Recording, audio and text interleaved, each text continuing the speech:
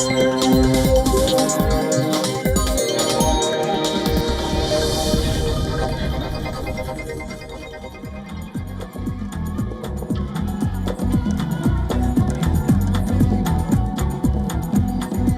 Eric Njoka, and this is World of Africa on WION The World is One. This week, details have emerged about the controversial scheme to take Palestinians out of Gaza, run by Al-Majid Europe, a chartered plane carrying 153 Palestinians from war-torn Gaza, many without the required travel documents, landed at an airport near Johannesburg, leaving South African officials blindsided. More details coming up shortly. Welcome to the show.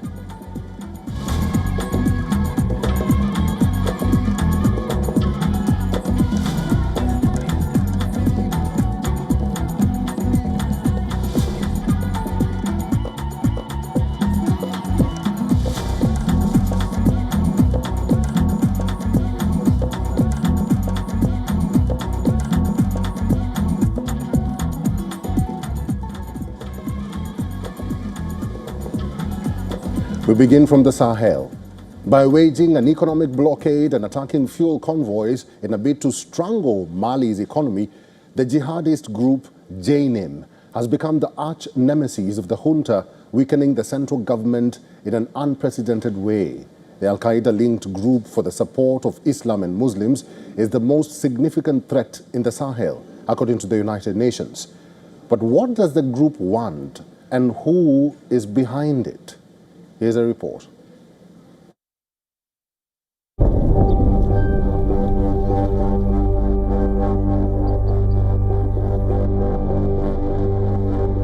Tank drivers steeled themselves for yet another perilous journey from Ivory Coast to Mali, loaded up with desperately needed fuel and fear.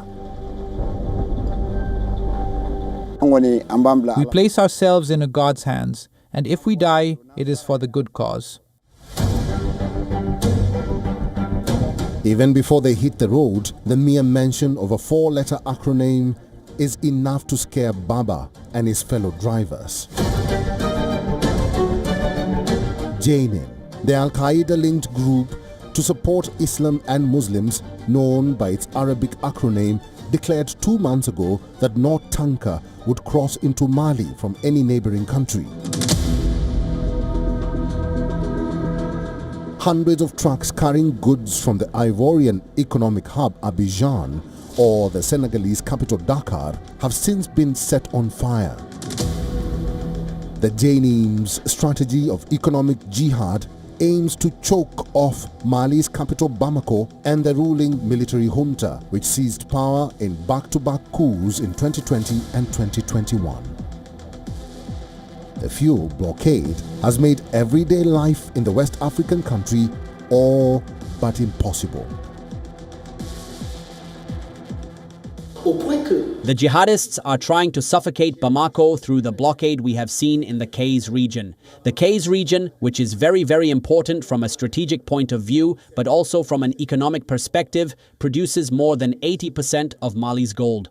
So what is happening today is a strategy of gradually suffocating Bamako. It's not so much about wanting to take Bamako, but letting Bamako collapse from within. JNIM, or JNIM, which is actively extending its influence throughout the Sahel, formed in 2017 when several jihadist factions merged, including the Al-Qaeda-affiliated Katiba Machina. The group's head, Iyad Ag Ghali, is a Tuareg leader from Kidal, Mali, near the Algerian border. It is difficult to estimate the number of fighters in JNIM's ranks, but according to the Dakar-based Timbuktu Institute think tank, Katiba Machina alone has between 5,000 to 8,000 men. The group, which initially formed in the north of the country, has extended its influence in recent months across a large swathe, particularly in the south and west. JNIM attacks this year alone had already climbed 2,100 lives as of November 7th, an annual record according to analysis of data available since 2019 from the NGO ACLED.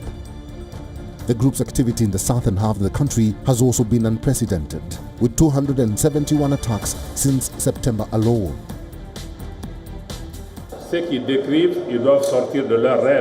Those who describe must come out of their dream to reality. The reality is different. Mali is here, Mali is standing. There are difficulties, there have been disruptions to the supply system. The state has organized itself, put in place a strategic plan to resume supply, to ensure convoy security and more generally intensify military operations for the country's security.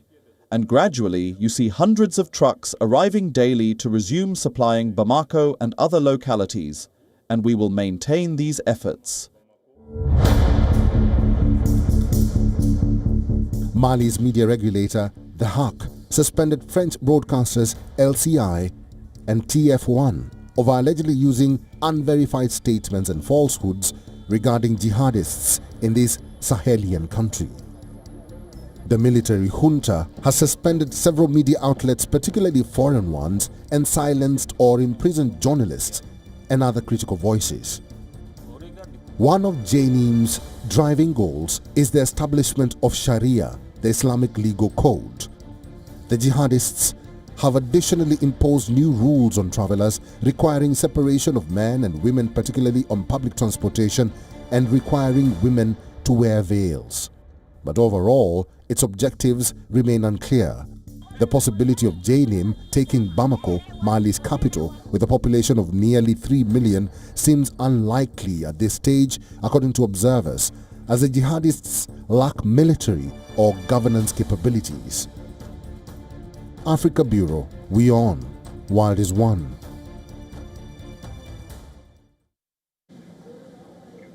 South African authorities are investigating the arrival of more than 150 Palestinians from Gaza who were on a chartered plane and had flown to Johannesburg via Kenya last week after initially denying them entry because they did not have proper documentation. South Africa's Home Affairs finally granted the Palestinians 90-day visa exemption.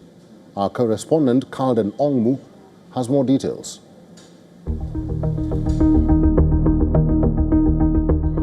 Less than 10 days ahead of the G20 Leaders Summit, a chartered flight carrying 153 Palestinians landed in Johannesburg's OR Tambo International Airport, creating suspicions and frustrations among the South African authorities. Many questioned the timing of the incident and believe that this could be the deliberate doing of the Israeli government. South Africa's International Affairs Minister said that the incident does look like it represents a broader agenda. We are suspicious as the South African government about the circumstances surrounding the arrival of the plane and the passengers that were in the plane. And this matter is a subject of investigation. It is indeed an issue of concern to us.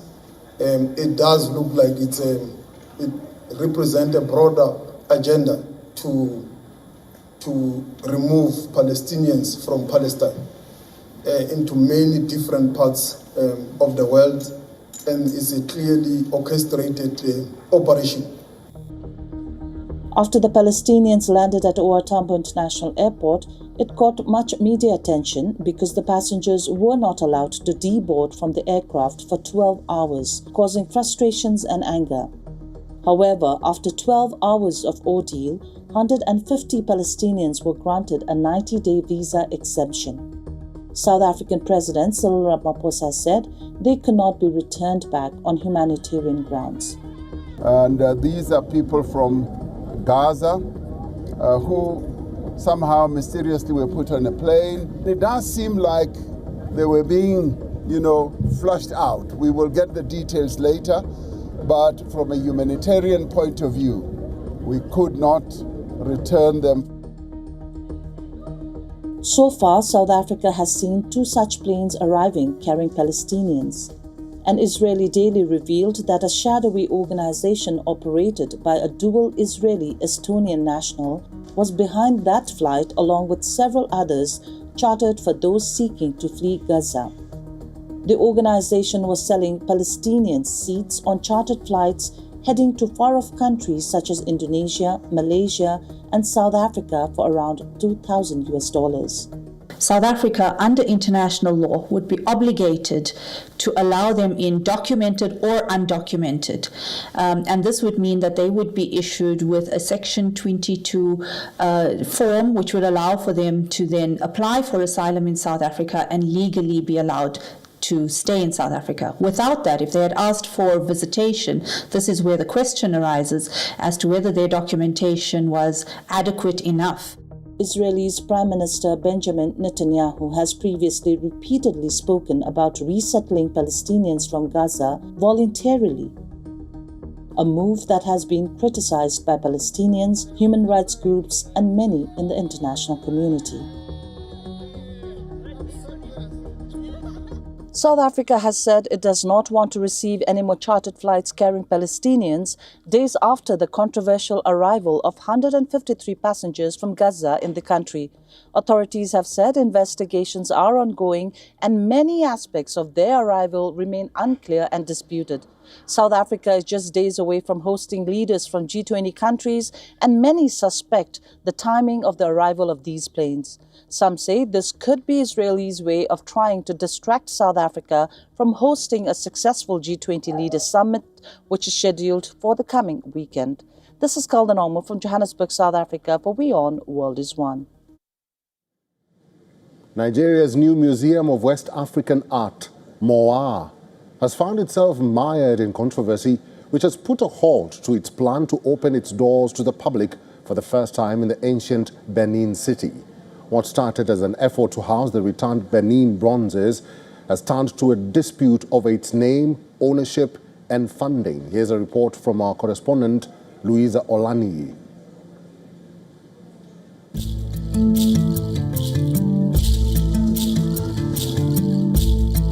Nigeria's stunning new Museum of West African Art, MOA, has found itself in the crosshairs of local power politics in the week it was supposed to, but failed, to open its doors to the public for the first time.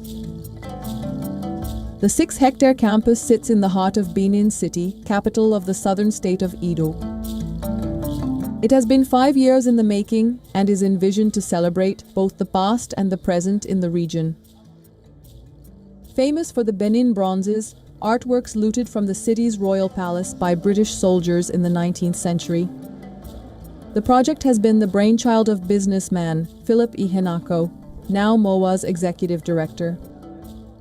MOA, a non-profit Nigerian institution, sees itself creating more than 30,000 direct and indirect jobs and contributing more than $80 million annually to the regional creative economy through partnerships and programming. I think there were representatives from the palace, and I believe that they were asking for us to allow more time for consultation before we do a formal commissioning. Now, the unfortunate thing is that this was not a commissioning. This is not an official commissioning at all. This was just a preview of our first exhibition. The local government has pulled the rug from under it, revoking the use of the land on which the museum was built. A rowdy group insulted foreign guests at the museum ahead of the opening, forcing them to be hurried away under police escort. President Bola Tinubu has even stepped in to try and resolve the tensions, setting up a high-level committee to do some damage control. But how has this become so politicized and such a PR disaster? Much of it comes down to internecine rivalries at a local state level, as it was Edo's previous governor Godwin Obaseki, whose term in office ended last year. He was a major backer of the museum, and it seems the administration of the new governor, a close ally of the local traditional ruler known as the Oba, may want more of a stake in the project. The protesters are demanding that the museum be placed under the control of Oba Ewer II. In-depth insight of what our forefathers did, what they enjoyed, what they went through, and how they lived their life over several hundred years ago. So the importance and the usefulness of this artifact being returned to this kingdom and to this country can never be overemphasized. This brings into focus the contentious issue of the Benin bronzes, one of Africa's most celebrated cultural treasures, because even if the museum does eventually open, these bronzes will be conspicuously absent. They are brass, ivory, and wooden sculptures that once adorned the royal palace of the Benin Kingdom before British soldiers looted them in 1897 during a punitive expedition. Today, thousands remain scattered across museums in Europe and North America, including the British Museum, Berlin's Humboldt Forum, and the Metropolitan Museum of Art. Their return has become one of the most contested debates in the global art world. About 150 have now made their way home, and more are due to follow. Part of the element that makes this country so great is that diversity.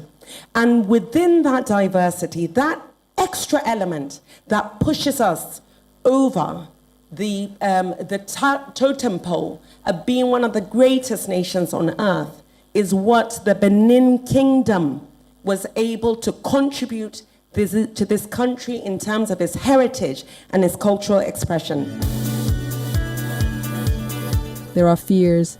The row may damage ongoing efforts to reclaim Africa's stolen art, with Western museums feeling justified about their concerns over the conservation of returned works, but many working within the walls of MOA are determined to show that their creativity can redefine what a modern African museum can be, with or without historic artifacts.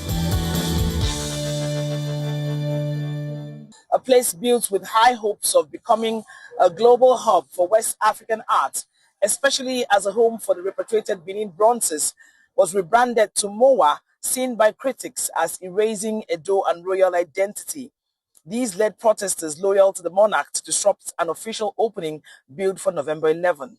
Protesters accuse international funders of bypassing the Oba, turning the museum into a neo-colonial ploy to seize artifacts for public display rather than royal custody. For now, the gates of MOA remain locked, guarded by police, while the silent battle rages on. From Lagos, Nigeria, Louisa Olaniyi, WION World is One. South Sudanese President Salva Kiir reinstated Dr. James Wani Iga as vice president in charge of the economic cluster, ending days of speculation over the position. The move is part of a sweeping political reshuffle that replaced 4 national ministers and senior government officials. Iga's return follows the removal of Dr. Benjamin Ball-Mel, who had briefly occupied the vice presidency and the deputy SPLM chairmanship.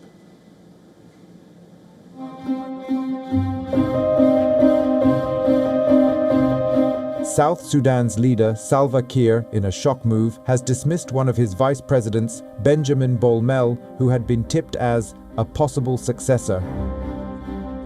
Kiir stripped Ball-Mel of his military rank of general and dismissed him from the National Security Service.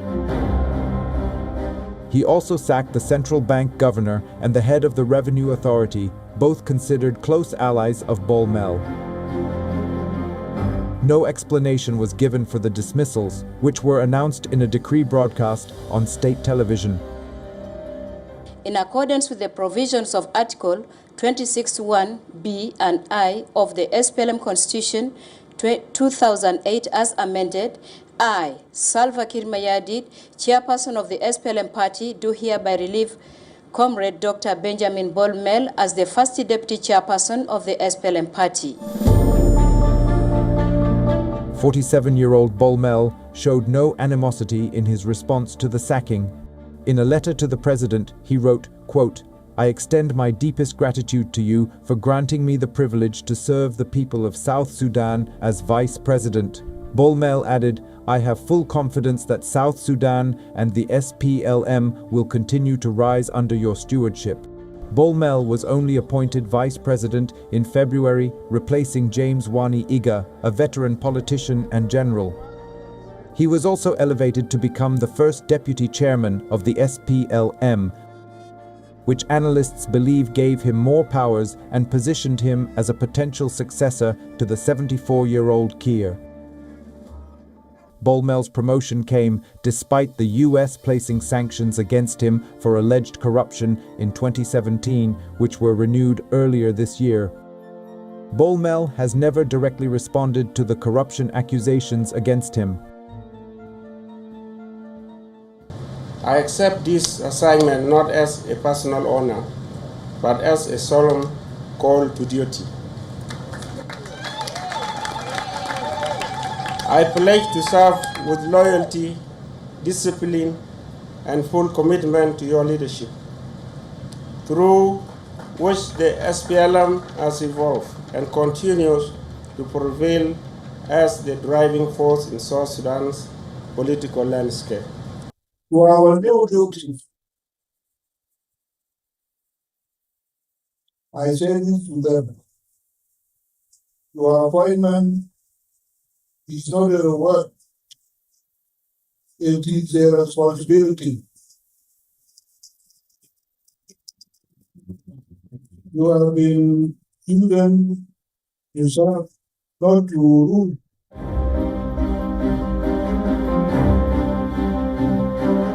The president has not announced replacements in any of the positions he held. His dismissal follows speculation on social media about an internal power struggle in the SPLM. South Sudan is an oil-rich nation that became the world's newest country in 2011 after seceding from Sudan. It was engulfed by civil war 2 years later after Kiir and Machar fell out. The 2018 power-sharing agreement that ended the war has been fraught with challenges as tensions persist and sporadic violence continues to erupt. Planned elections have been postponed twice in the past 3 years, and fighting between forces loyal to the president and armed groups has recently escalated.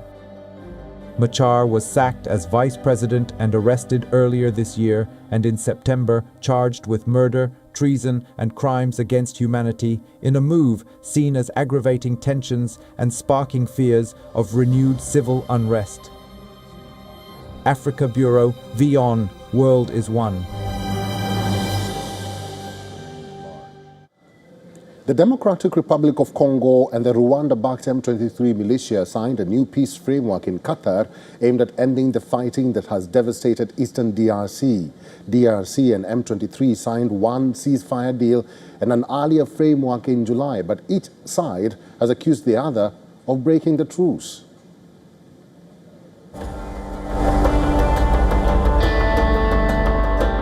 Rwandan-backed M23 rebels and the government of the Democratic Republic of Congo signed the framework for peace in the east of the country.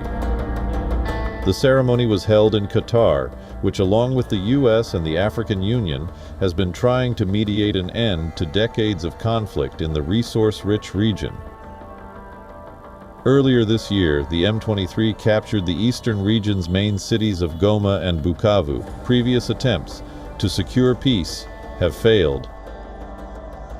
The U.S.'s Africa envoy, Masad Boulos, said the document covered 8 protocols and that most still required work.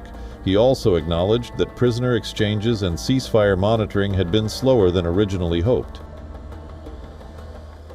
Now, obviously, the most important aspect is the implementation. And it's for this reason that we've put in place so many mechanisms to address different aspects of the implementation. It's final. They've signed it today, and this is a major milestone, but you can look at it as a launching pad for the entire process. Kinshasa is demanding the withdrawal of Rwandan troops from its territory. Kigali says this can happen once the Congo-based FDLR rebel militia is disbanded. It is largely made up of ethnic Hutus linked to the 1994 Rwandan genocide.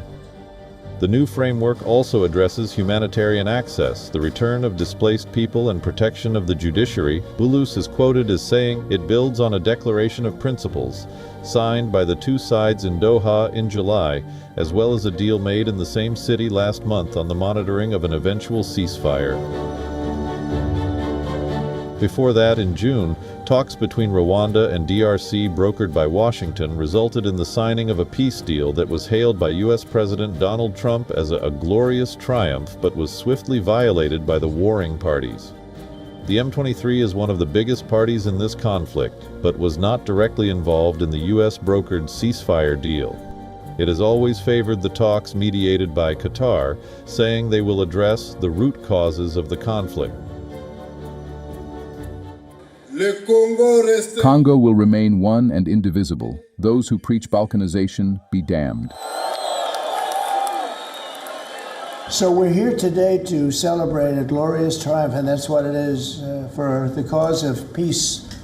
And this is a long time waiting, the signing of a historic peace agreement between the Democratic Republic of the Congo and the Republic of Rwanda.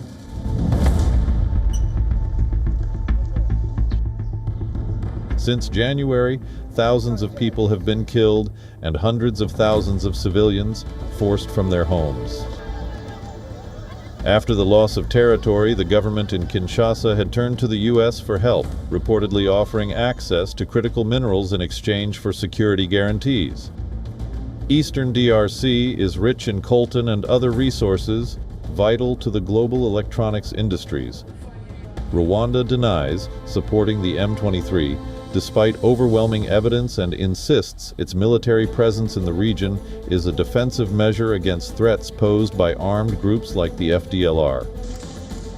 Africa Bureau, WION World is One.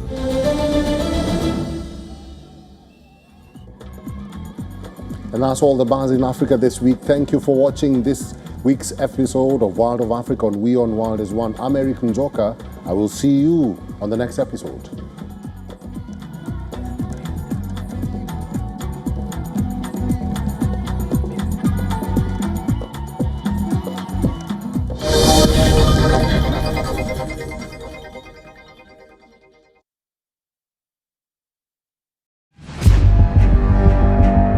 Where darkness hides behind every corner.